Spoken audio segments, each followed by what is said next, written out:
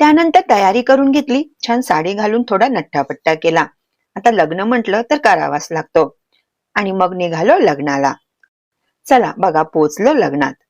हे लग्न आमच्या शेजाऱ्यांच्या मुलाचे आहे. इथे ना मी जास्त रेकॉर्डिंग करू शकले नाही, कारण शेजाऱ्यांकडे लग्न होतं तर थोडं ऑकवर्ड वाटत होतं आणि दुसरे कोणी शूट करणारं नव्हतं, त्यामुळे मी काही रेकॉर्डिंग मध्ये पण येऊ शकले नाही. लग्न आटोपले, मग घरी परत आलो. जायला थोडा उशीरच झाला होता, त्यामुळे लवकरच सर्व आवरलं. आल्यावर फ्रेश होऊन कपडे चेंज केले. आता साडी घालायची सवय थोडी कमी झाली, त्यामुळे जास्त वेळ साडीत राहणे जमत नाही.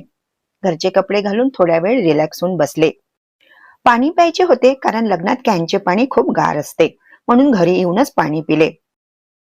सकाळी पेपर वाचला नव्हता, तर म्हटलं आता थोडा पेपरही वाचून घ्यावा.